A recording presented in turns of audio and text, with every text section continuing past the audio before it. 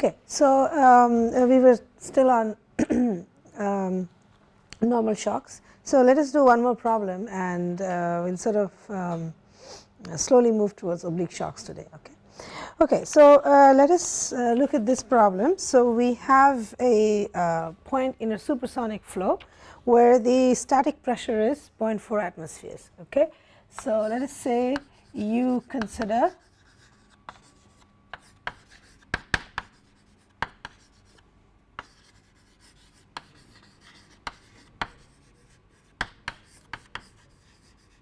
right.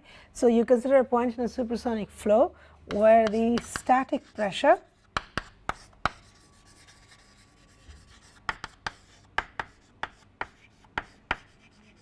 .4 atmospheres, and then when a pitot tube is inserted, right, at this point we get a pressure of 3 atmospheres. So then we have a pitot tube which reads 3 atmospheres. We need to answer what is the Mach number, and secondly what is the okay, let's first answer this question, okay, that what is the Mach number. Okay, so we have a supersonic flow, static pressure is this, pitot tube is this. So what is happening is that the pitot tube is actually reading the total pressure at this point. So what we can say essentially is that if you know, it's basically it's a supersonic wind tunnel, so it is going through a normal shock, right. So what we can see over here is that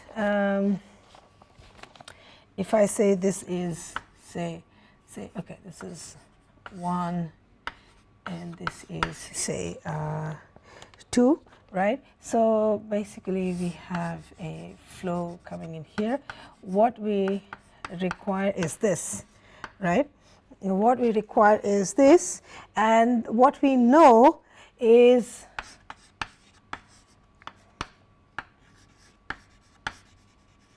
right, and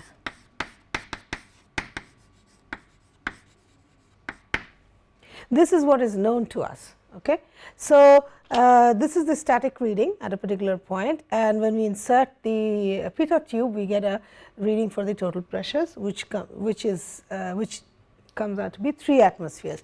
So what we can do from here is get this, right, and this is equal to say 7.5.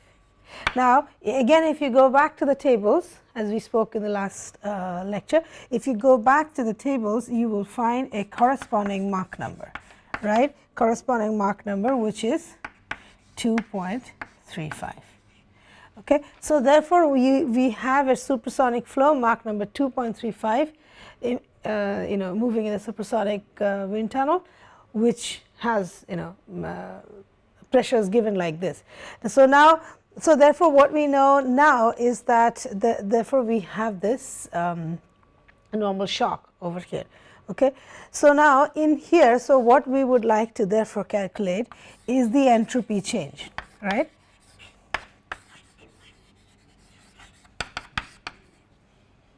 Okay, so essentially what we see here is that there is a pressure change like this, and based on that we were able to calculate the incoming Mach number, right, from the tables. So now what we would like to see is what is the entropy change. Now from so this is the first, this is from the tables, right. Now from what we've done previously, so S2 minus S1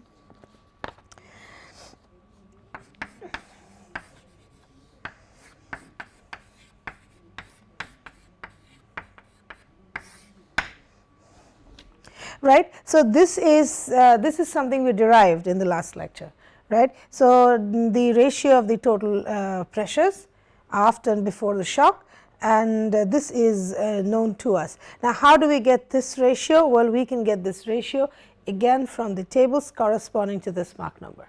Okay, I'll leave you to do that. So just look up for Mach number 1 for M1 equal to 2.35. Go look at the tables and find the corresponding ratio here, and that should give you the entropy change. Okay, with that we'll kind of put a little bit of we'll take off from this normal shocks and look at a few things, and then probably even come back and connect to this one more time. Okay, so this is part of the problem. Now what we have done so far is we've connected the temperature changes, pressure changes, density changes, etc., as well as we've looked at total pressures, temperatures, densities, etc., across a shock wave in terms of the incoming Mach number, right? That's what we did right now. So we got these ratios, we calculated the corresponding Mach number, and we therefore got the corresponding entropy change. We did exactly that right now. Now what so therefore everything that we've done is in terms of the incoming velocity, the Mach number, etc.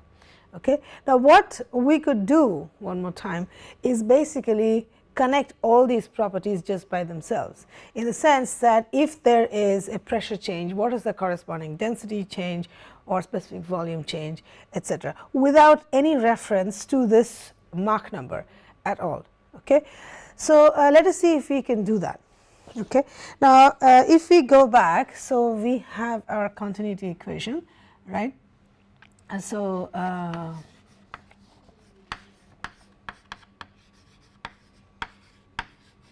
right. So this is from the continuity, right? This is from continuity, and okay. So then from here, so let's say call this as 1. Okay. Now, so what we will do here is we will write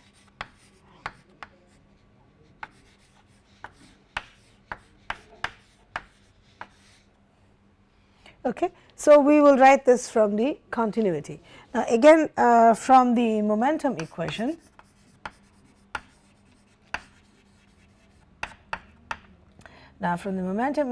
which is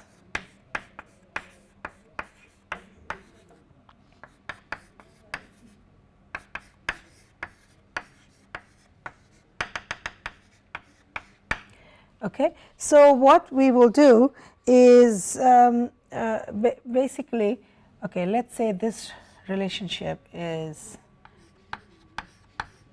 right. So what we will do is we will incorporate this relationship here. Okay. We'll incorporate this into this. So in this equation 2, what we will do is we will replace this u2 by this. Okay.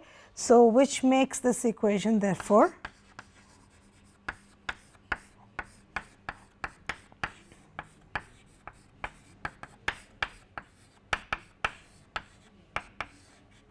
u2 is u1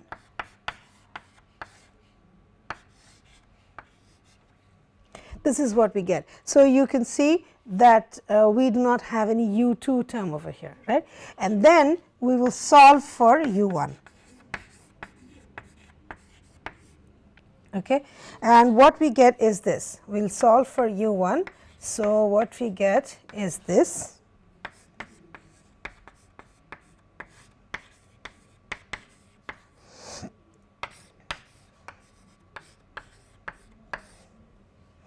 Okay, so we get this, and say let's call this as A. Okay, so we get an expression for u1 in terms of just the pressures and densities, right? Okay, now we'll do a similar thing for we'll solve similarly for u2. Okay, if we do that, so basically for that what we will do is we will write this equation in terms of u1. So we can also write this as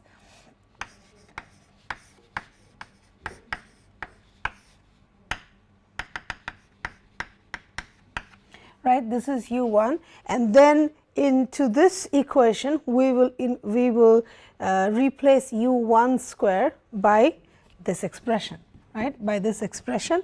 And what we will come up with is, then we will solve for u2, and what we get for u2 is this.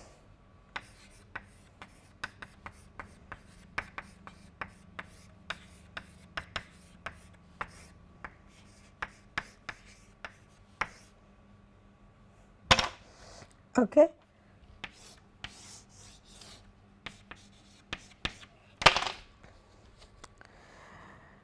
Right, so this is what we get for u1 and u2 square. Now, what we will do now is, let us go to the energy equation, right? Now, energy equation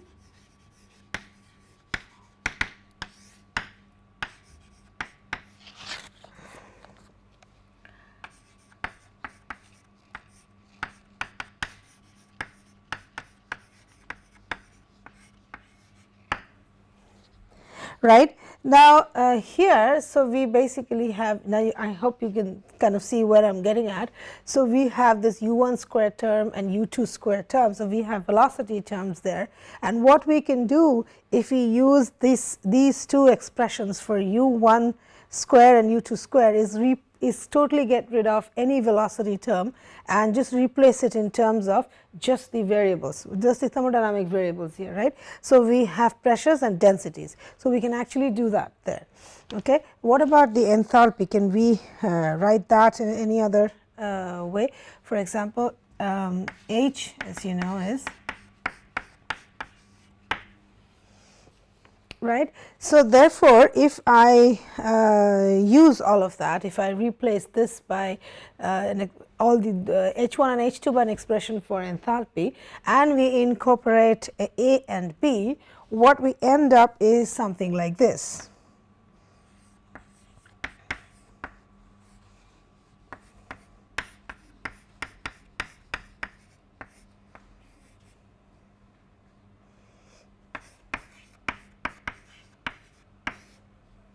Okay, or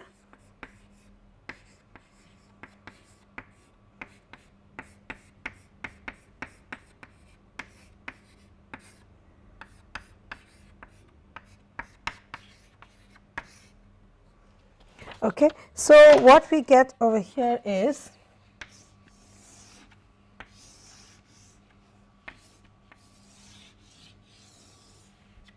a set of these expressions. So, all we have done is worked with the continuity, the momentum, and the energy equations, just simple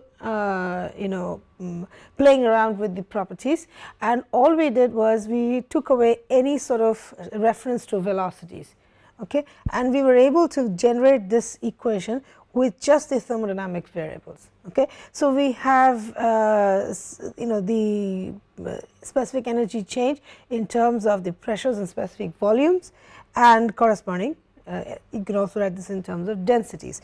Now, this is, these two basically forms are known as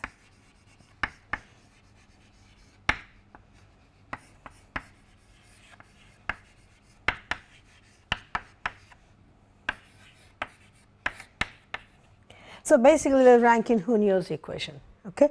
So, these two, and as you can see, like I'm kind of repeating this, that basically this has an advantage because there is really no reference to the Mach numbers or velocities, and it is specifically relationship just between the thermodynamic variables. Also, we do not have any specific reference to a gas in terms of, we do not have a gamma over here, right. So, it is independent. So, this is valid for any sort of fluid. Okay. Now, having said that, let us see if we can use this a little bit in little bit more. So, in order to do that, let us say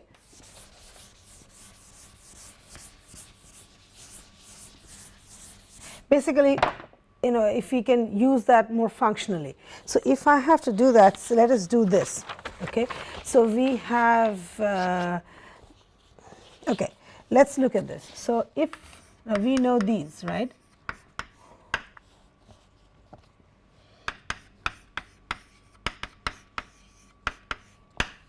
see if we can sort of use this in any way. Okay. Now, CV again can be written as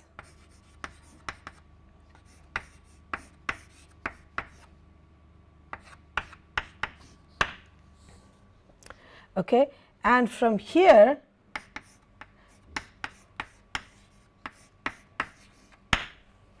right.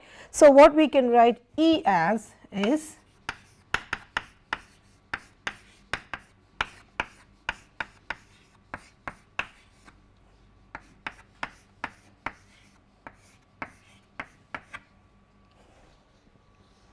right. Now, if I do that and then incorporate this relationship, right, if I incorporate this relationship into the Rankine-Hunios equation, we will get something like this. Okay.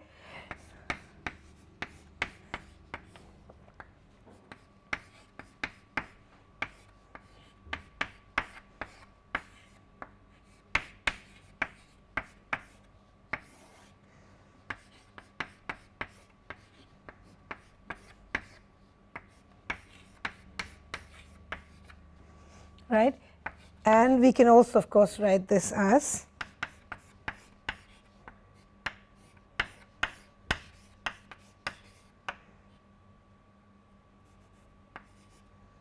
yeah.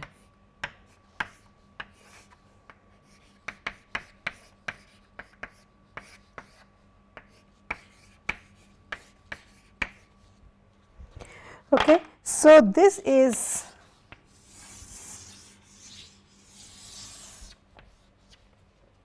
okay. So, what we have done is first we wrote out our basic equations of flow governing a normal shock. Okay. Then we got rid of any velocity terms using the 3 basic governing equations, and we came up with the Rankine-Hunios equations. Now, in the Rankine-Hunios equation, we did some more manipulations and we came up with this sort of a relationship. Now, what this is a very interesting relationship, because if you see what this is telling us is the way the specific volumes with a particular value of specific volume change, the pressure will change. With this particular range of density changes, how the pressure will change. So, essentially if I were to plot this, right, for various values of V1 by V2 or rho 2 by rho 1, then I will basically get a curve which is telling me how the corresponding pressures are changing. Okay. Now this is this basic expression is called the Rankine-Hunios relationship, and I would suggest you that you go and look in any standard book. So, you will get the Rankine-Hunios curve. Okay, and it will look it's interesting to see. So, right. So, if you will get curves like that, and say for say corresponding say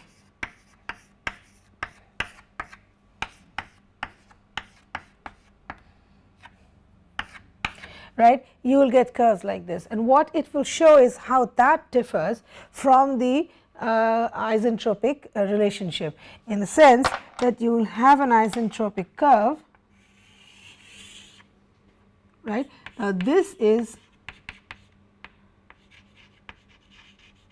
an isentropic curve, right, whereas this is the curve which is resulting from this relationship, and this is telling us the difference. This is basically telling us the difference for across a relations between across a normal shock. Okay. So, this is something you can look up in any standard book. This is available, and just sort of get familiarized with it.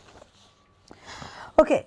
Now, so that kind of more or less takes care of what I wanted to talk about, normal shocks, etc. Now, the next thing to do immediately is oblique shocks. Okay. Now, at the outset, let me just say that normal shocks are a special case of oblique shocks. Okay. We will see what that means. Okay. So far what we have done is that, say we have a normal shock like that, we have flow coming in. So we calculate velocities, we calculate basically the properties at in regions behind in front and behind the shock. Now so therefore this is like a normal shock. Now what happens if there is an oblique shock?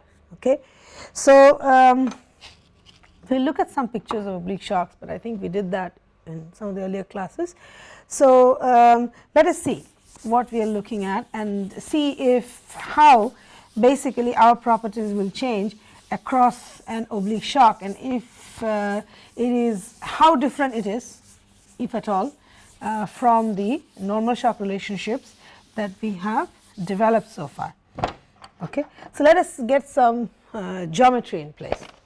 Okay, now say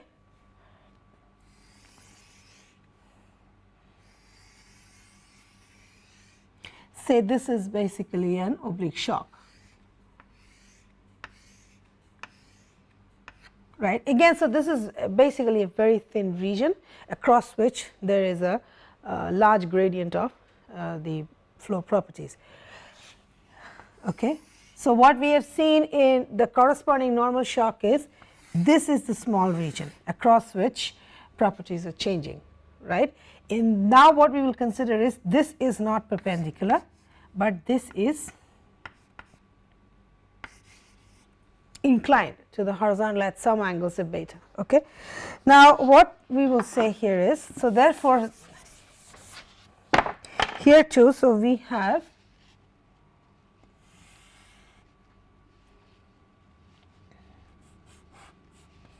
an incoming velocity like that, right? And let us say that when it hits the oblique shock here,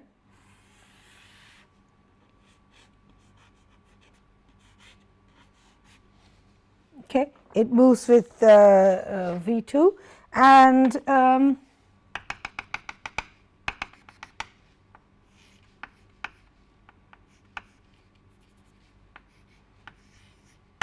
so the angle that it makes with the horizontal is theta.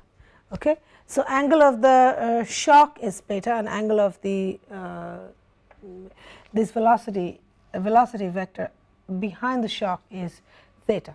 Okay, if we do this, now we'll do a couple of things over here. So now my corresponding, say, Mach number here is m1, and my corresponding Mach number is m2. Okay, now let us do a couple of things over here. Now let us do this. Okay, I probably need to do this at the bottom. Okay, now we'll take the same shock here. Okay, on this shock let us take basically what I want to do is, right, this is my now what I will do is consider a, so this is my V1 and this is V2, right? This is V2. Okay, now let us do this over here.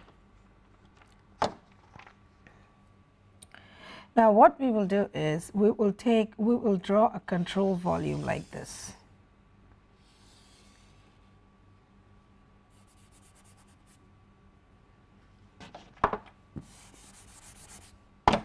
Okay.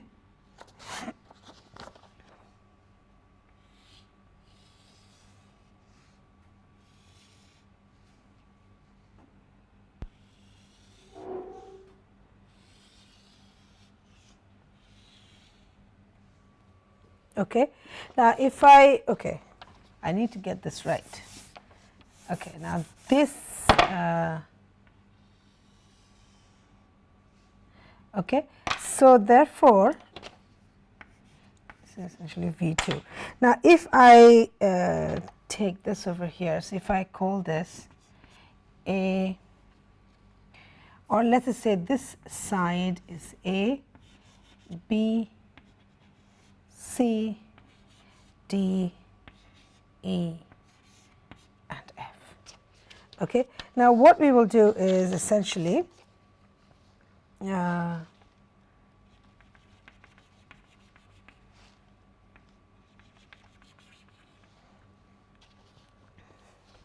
so this is my control volume.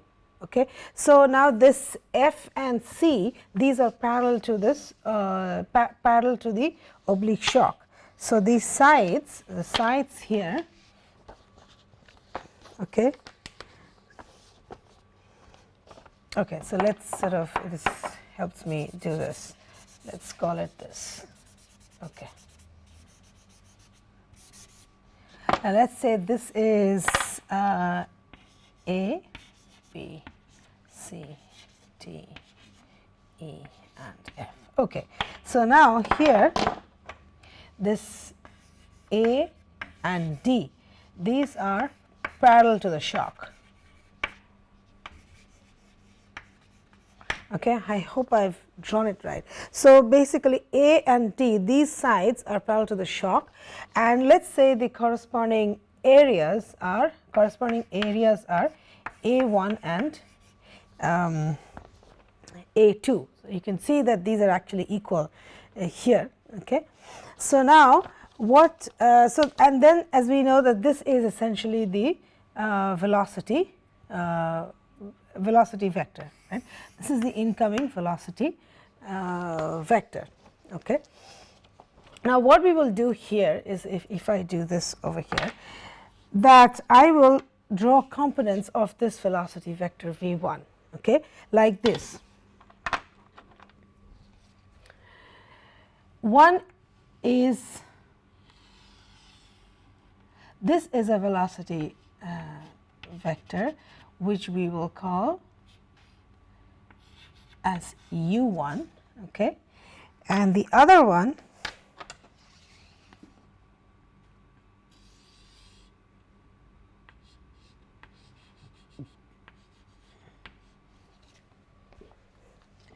okay,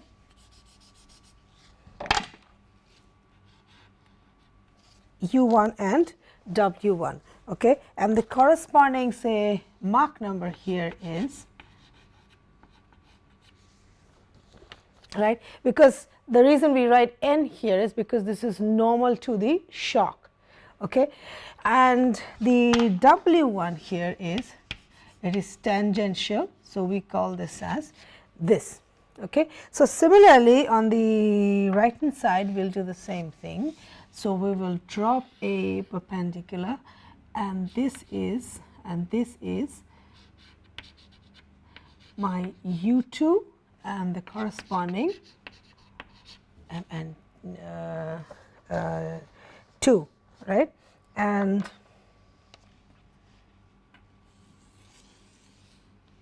right.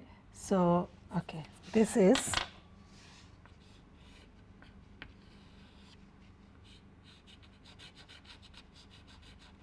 u2 and this is w2 and mt2. Okay. So, this is essentially the geometry over here. Okay, and I am drawing this separately just to give some clarity. So, all I am doing is drawing up a control volume which is encompassing this, okay, which is encompassing this. So, I have this velocity vector over here and I draw a control volume so that I can apply the integral forms of the governing equations to this to it. Okay. So, what I have done here, now the question is, why did we do this? Now, you will see the usefulness of this in a bit, I hope, is if you just look at this part, this u1 here, this is just like a normal shock, isn't it? So, what we had earlier, right, what we had earlier was the shock was like this, right, and you had a velocity vector coming in this way, right, say v1 and v2. Okay. Now, just think of this, just take this and rotate it in this way. Okay. So, say I rotate this, Okay. So, let us say I rotate this whole thing.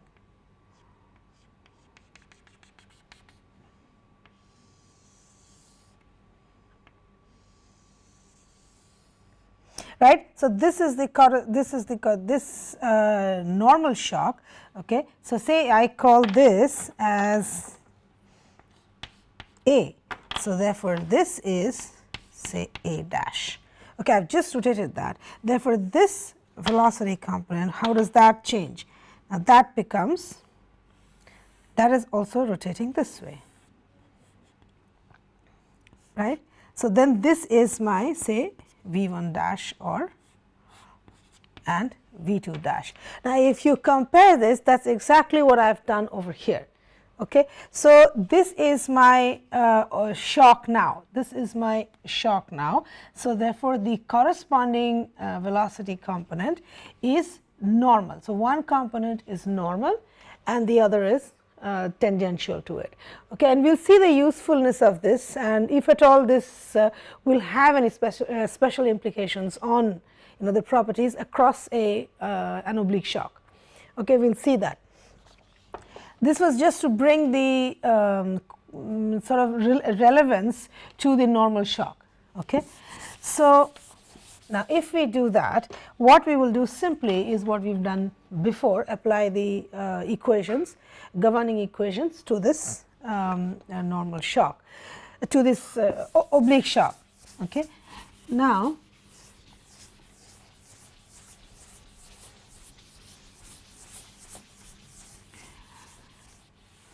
what we will use is the steady form of the integral form of the governing equations, right. So, I am not going to write out the entire equation. So, for example, okay, let me write this because this is small. Okay. So, continuity is essentially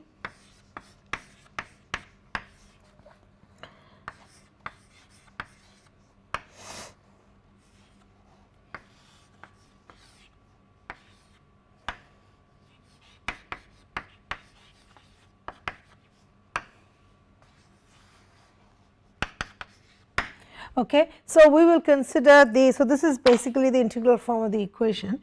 Now, we can, so we will consider the steady form of the equation. So, what we get is this, right. Now, what we have seen, what if you recall what we did in the earlier case.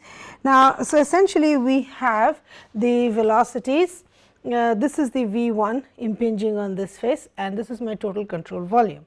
Right. Now, if you consider this in this case V dot ds. So, areas, like I said, areas is A 1 and A 2. So, I will just write it for this face and this, all these faces, and see what we get, right.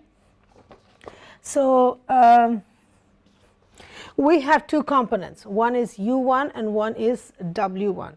U 1 is perpendicular to the face and w 1 is parallel to the face, okay, to the shock here. So, if I have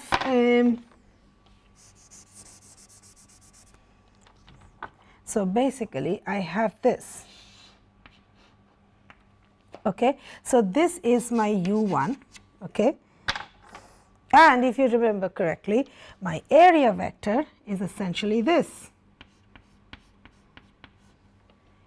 right. This is my area vector. So, therefore, if I had to write this integral for this component of the velocity, so what we will get here is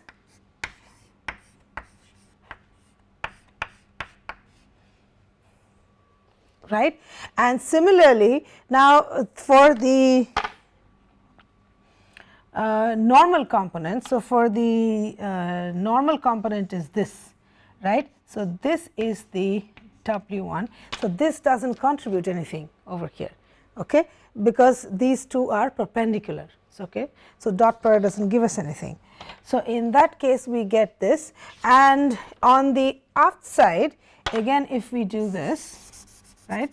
So, here essentially, so we have this, right, we have another perpendicular, okay, and this is the u 2, okay, and again this is the A2, okay, if you remember correctly. So, what you have to notice essentially is that the area vector and u1 vector are opposite to each other. Here they are in the same directions. Okay. That is what just brings in the sign over here, okay, because the angle between u1 and a1 is pi, isn't it, and the angle between u2 and a2 is 0. Okay. So, that is the reason we get this. So, plus rho 2 u2 a2 is equal to 0. So, that is what we get, and what we have to notice here is that again here. So, then this is the parallel component, and this again the angle between this and A2 is 90. So, therefore, that does not contribute to the integral over here. Okay. So, what we get from here. So, therefore, in here we know that so A1 is equal to A2, right. So, so therefore, what we get from here is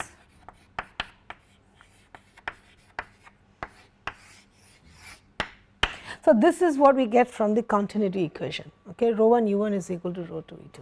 Now, how is this different from the normal shock? It is not, isn't it? But what you should notice over here is that u1 and u2 are the normal components of the velocity, which is impinging at the oblique shock. Okay. So, what this is similar to the continuity equation, if you apply it for an oblique shock, is same as the normal shock, provided we take the normal component of the velocity. Okay. So, what we wrote there is not rho 1 v1, instead what we wrote was rho 1 u1. Okay. So, that is important to notice here. So, what we are using over here is the normal component of the velocity across the oblique shock, okay, and then this is the relationship we get from there. Okay. So, now having done continuity, let us go ahead and see what we can do with the momentum equation, like we have done earlier.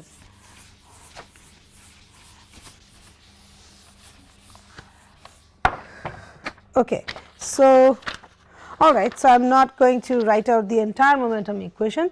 So, for steady case, okay, for steady case,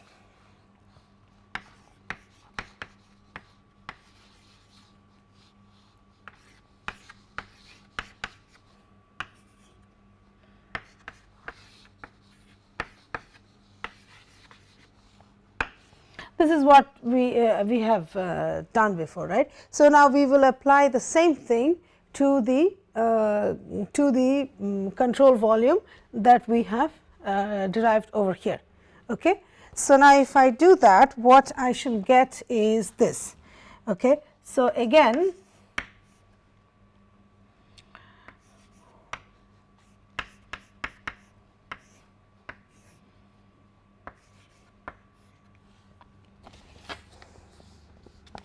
okay, let us do this. So, therefore, here now this V, now what this can be here is, so basically we have again two components, right. So, we have U and W, isn't it. So, let us do this over here. Okay.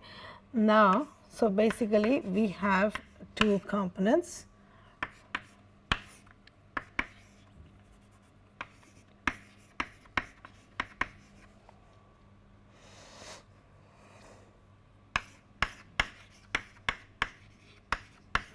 Okay, and okay, and then this. So, for the right hand side, what we get is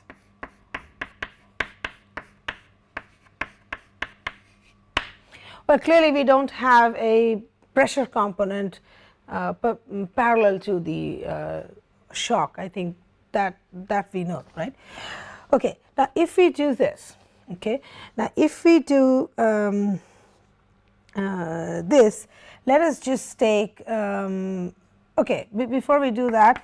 So, A1 is equal to A2, right, that we know so far. So, that sort of that A, all the area terms sort of disappear from here. Okay. Now, let us take the parallel component first, okay, that is W1. Let us take that from here and see what we get. Okay. So, what we get is this rho 1 U1 W1 plus rho 2 U2 W2, right, because from here the pressure, there is no component in the parallel direction.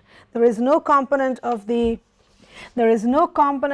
pressure in this direction. The pressure is only acting normal to the oblique shock, right. So, if that is so, when I take this velocity as W1, I get this, isn't it. So, there is no pressure term in this direction.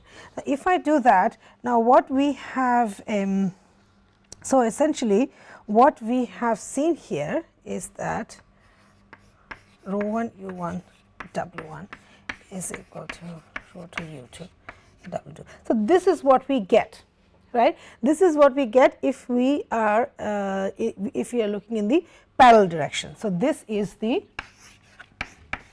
parallel to the oblique shock, parallel to the oblique shock. Right. Now, if I do this, right, if I do this, now from the continuity we have just obtained that rho 1 U1 is equal to rho 2 U2, isn't it? We have just obtained it. If you look here, so rho 1 U1 is equal to rho 2 U2. So, these two are same, which means that W1 is equal to W2. Now, this is a very interesting result for an oblique shock, that in an oblique shock there is no change in the parallel component, right. So, although the U1 is changing, right, U1 is changing, there is no change in the parallel component. So, the change in the velocity is actually, so we basically have an impinging velocity of V1 which becomes V2, but this V2 is because of the change in the normal component and there is no change whatsoever in the parallel component. So, for an oblique shock W1 is equal to W2, and that is a very interesting result. Okay. So, this is what we get from the momentum equation. So, let us just sort of complete this and use the energy equation. Okay. Okay, before we do that, so we use the parallel component. Let us also do the normal component and see what we get, right. So, if I do the normal component, then what we get is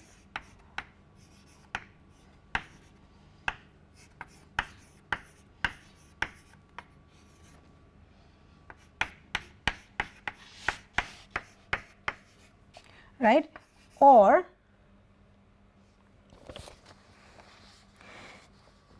yeah, okay.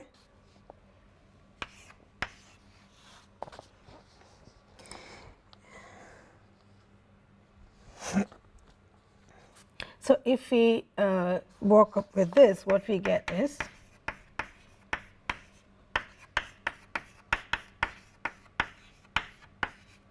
okay. Now, I think that we missed a over here, right, this, right. Okay. So, if we get this, so then we get this this relationship, which is exactly the same as for a normal shock, right. This is exactly the same as that, and again you can see that what we are using here is the normal component of the velocity across the oblique shock. Okay. So,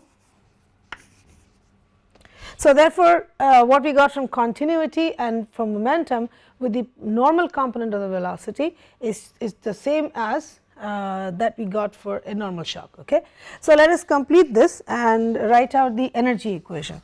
Now, the energy equation, again it is I am going to not write the whole equation. What I will write is for the steady case, right, for the steady state case.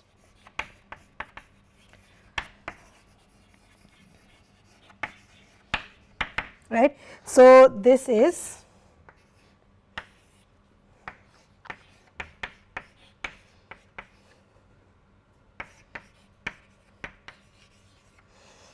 right, this is equal to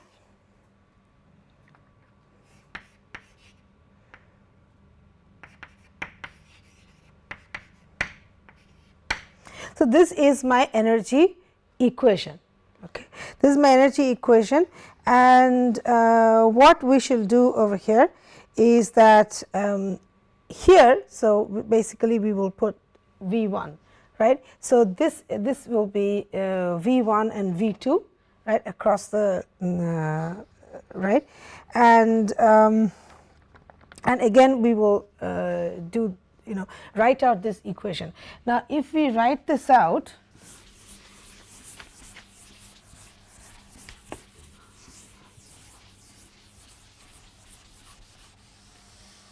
right, if I say write this out, so what we shall get, okay, without sort of writing out the details of this, what we get is this.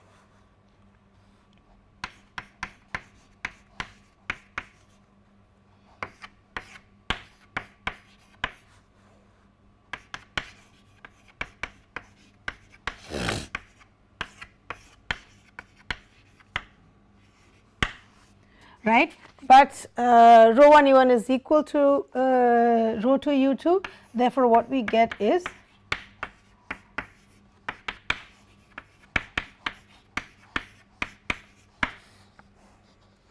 right. Now, here of course, what you can see is that we are actually using the total velocities, because we are not using any component, we are actually using the total velocity before and after the shock. Now, V1 square of course is equal to this, right, and V2 square is also equal to, right. Okay. But what we have seen now is that W1 is equal to W2, right. So, therefore, I can actually write this, I can write this equation. So, this equation as, so this okay, so it becomes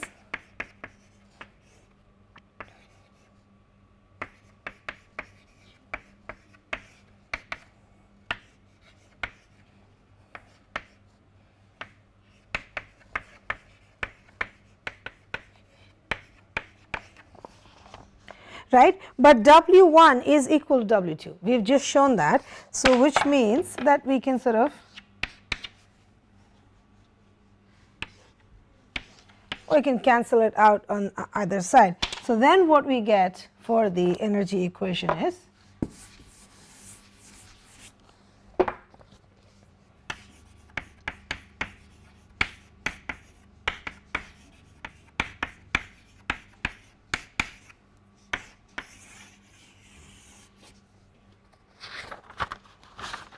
okay. So, finally, so what we see is that if we are going to say, let's kind of summarize this, right, if I had to summarize this,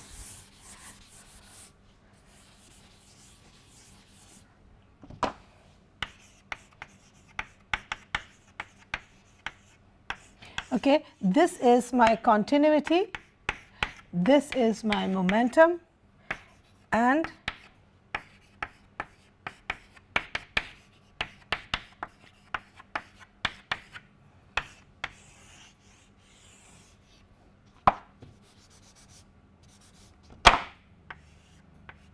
this. Okay. So, this is my continuity, this is my momentum, and this is my energy equation, which is exact for an oblique shock. And what we see here is that we are using the normal component of the velocity before and after of the shock, and these relations are exactly the same as we had derived for a normal shock. Okay. And what we notice from here, one more inference that we got from here was that W1 is equal to W2, which is that the normal component of the parallel component of the velocity does not change across the oblique shock. Okay. So, therefore, we basically that is the connection with the normal shocks, and therefore, what we can do here is we can use the same tables that we used for normal shock, right. For the only thing will be that we will use the normal component of the velocity, right, and the corresponding Mach numbers. So, we will see how we will do that in the next few classes. So, that should be all. Thank you.